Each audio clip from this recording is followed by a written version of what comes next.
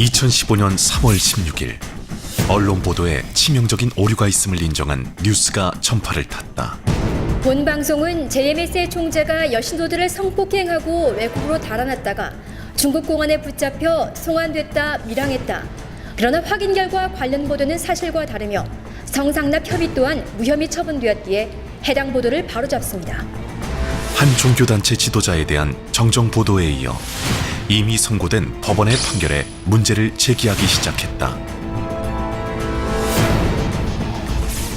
이 프로그램은 증거와 증인이 애매한 사건에서 언론과 제보자의 일방적인 주장으로 10년 중형을 선고받은 한 사람에 대한 이야기다.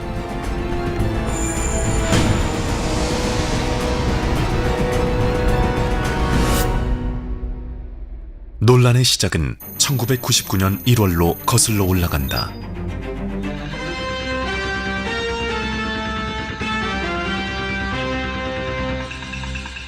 신흥 종교단체에서 탈퇴하려는 20대 여성이 친구의 신고로 간신히 풀려났습니다. 교인을 납치했다는 뉴스가 전파를 탔다. 무용하는 친구였는데요. 신앙 상태가 매우 안 좋아서 술 담배를 하고 있었고 심지어 본인이 원하는 무용단에 입단하고 싶은데 돈이 필요해서 술집에 가서 몸을 팔려는 생각도 하고 있었어요.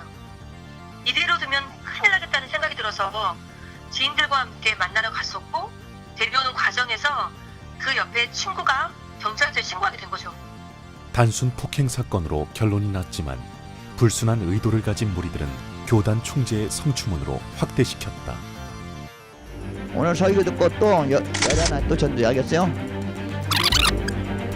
방송의 의도적인 편집은 도를 넘었고 선교회는 속수무책으로 당할 수밖에 없었다. 지금은 열이 하나의 생명을 하나님께 드리는 그런 것이 된다면 오늘 설교 듣고 또 열이 하나 또 전도해야겠어요?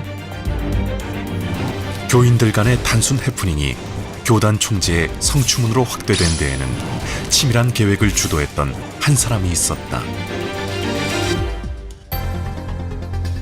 선교회에서 잠시 입교하였다가 선교회에 무리를 일으키고 탈퇴했던 인물이었다.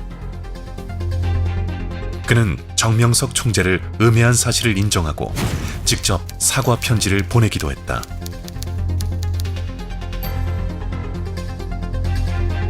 하지만 사과 편지를 쓰면서도 탈퇴자를 선동해 언론에 거짓 제보를 하고 선교회에 돈을 요구하는 이중적인 태도를 취했다.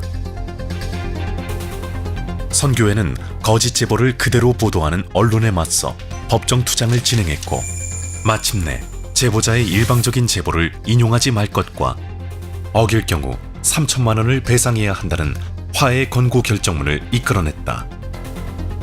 하지만 그들은 더 치밀한 계획과 함정을 준비하고 있었다.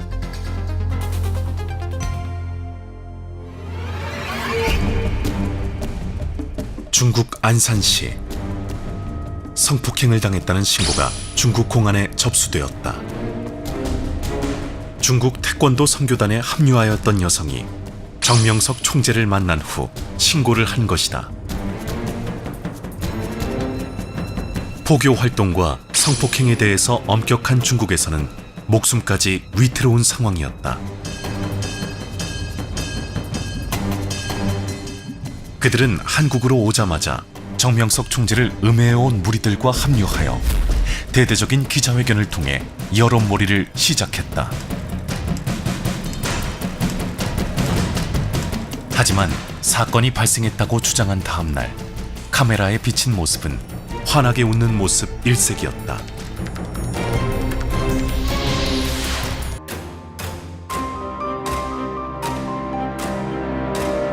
저 같은 경우는 180이 넘고요. 겨루기 선수를 했던 사람입니다. 씨도 태권도를 1, 2년 한 것이 아니라 평상시 운동을 꾸준하게 수련을 했던 사범들이에요. 이 사람들은 보통 내기가 아니에요. 이 상식에서 이게 너무 근데 그 상식이 세상에 안 받아들여지니까 눈물 흘리고 얘기하면 일단은 이슈가 돼버리고 언론은 종교단체 수장의 혐의 내용을 집중 보도하기 시작했다. 확인되지 않은 사실은 이미 언론에 의해 기정사실화되었고 선교회의 진심 어린 호소에 귀 기울이지 않았다.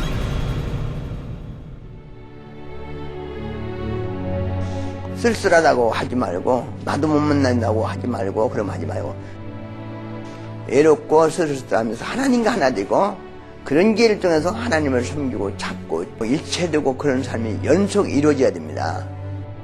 하늘과 나 그런 시간을 보내봐. 알겠어요? 혼자 있을 때가 있으니 더 하나님을 섬기라는 말씀은 사랑하는 제자들을 향한 중국에서의 마지막 말씀이 되고 말았다. 상황이 최악으로 치달으면서 정명석 총재는 결국 중국 공안에 체포된다. 이후 10개월간 공안의 혹독한 조사가 진행되면서 생명까지 장담하기 힘든 상황이 계속되었다. 불순한 무리들은 중국에서 형이 확정되어 한국 땅을 영원히 밟지 못할 것이라고 확신했다. 10개월간의 조사가 진행되었음에도 중국 공안은 정명석 총재의 죄를 발견하지 못했다. 중국에서 가장 무겁게 여기는 죄 이런 거는 마약 그리고 여성 성폭행 그 죄로 감옥에 갔을 때는 무기징역 아니면 사형 여기서 유죄가 있었다면은 한국으로 올 수가 없어요. 중국 자체에서 바로 형량을 때리고 법을 집행을 시켜요. 그런데 한국에 왔다는 것은 우리 중국에서는 아무 문제가 없다. 그러니 너희 나라 보내줄게. 결국 중국에서는 무죄가 입증되었고 중국 공안은 한국으로 신병을 인도하였다. 하지만 한국에서의 재판은 중국과는 달랐다. 종교단체의 수장에게 입혀진 성폭행 혐의는 사건의 진위 여부를 따지기도 전부터 언론 재판의 희생양이 되었던 것이다. 편파적인 언론과 기울어진 여론 앞에 공정한 재판은 처음부터 불가능했다. 그에 대한 이미지는 한쪽으로 치우쳤고 진실에 대한 접근은 처음부터 차단되었다. 중국과 한국의 병원에서 성폭행 흔적을 찾아볼 수 없다는 결과는 법정에서 인정되지 않았고 고소자 장량의 양심 고백도 받아들여지지 않았다. 그들은 치밀한 계획을 통해 현장 검증이 불가능한 해외 사건만을 이용하였던 것이다. 결국 단 한 차례의 현장 검증도 없이 한쪽의 일방적인 주장만 존재하는 사건에서 10년 중형이 확정되었다.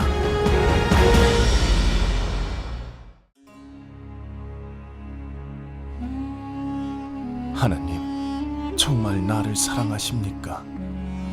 이대로 사랑이 끝나는 것입니까? 예수님은 육을 내줬는데 이 시대는 사랑을 내주고 이대로 끝나는 것입니까? 이제 나를 사랑하지 않아서 나를 버리시는 것입니까?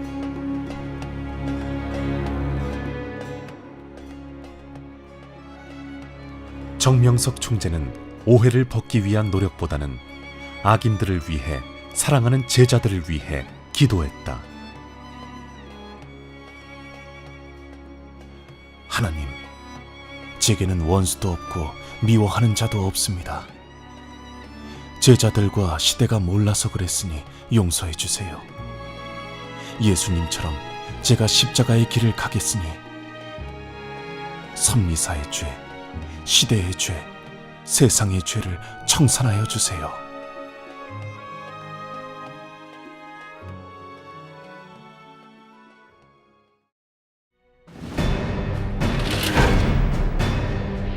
언론의 편파적인 보도, 법관의 자유심증에 의한 판결 앞에 그는 기도했다. 그의 간절한 기도 탓이었을까? 이후 언론 보도에 대한 철퇴가 내려지기 시작했다. 1999년부터 계속된 언론 보도에 최종적인 판결이 내려졌고 새롭게 제기된 성추행 혐의도 무혐의 종결되고 해외에서 있었던 성추문 사건은 모두 해프닝으로 결론이 났다. 1978년부터 복음 사역을 시작한 정명석 총재는 줄곧 세계 복음화를 위해 헌신하겠다는 뜻을 밝혀왔다. 작년도 참 일 많이 했어요. 집회가 410 몇 번 이런 집회를 했더라고. 외국에 가서 또 일을 하더만 죽어도 여한이 없어 하는 시간들입니다. 알겠어요? 외국으로 달려가서 또 일을 해야 되지 않겠어. 우리는 우리나라만 위해서 나 보낸 것이 아니고 세계를 위해서 이 복음을 위해서 보냈으니까 해야 되지 않겠습니까? 정명석 총재는 하나님의 뜻에 따라 세계 복음의 사역을 시작했다. 그는 유럽과 아시아, 남미 전역을 다니며 복음을 전파하였고 목숨까지 내놓아야 하는 중국에서도 간절히 기도하였다.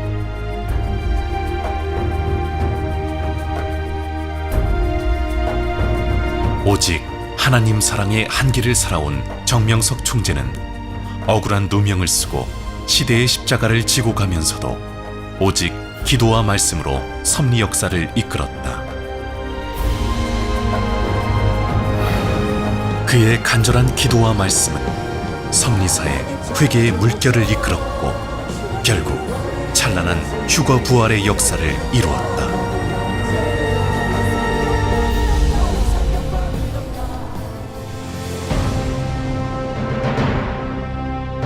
2000년 전 원수까지 사랑한 예수의 십자가의 희생의 진실이 밝혀진 것처럼 이제는 정명석 총재의 가려진 진실도 밝혀져야 한다. 다시는 불순한 의도를 가진 사람들과 상업주의에 편승한 언론에 의해서 진실이 가려지고 부서지는 일은 없어야 할 것이다.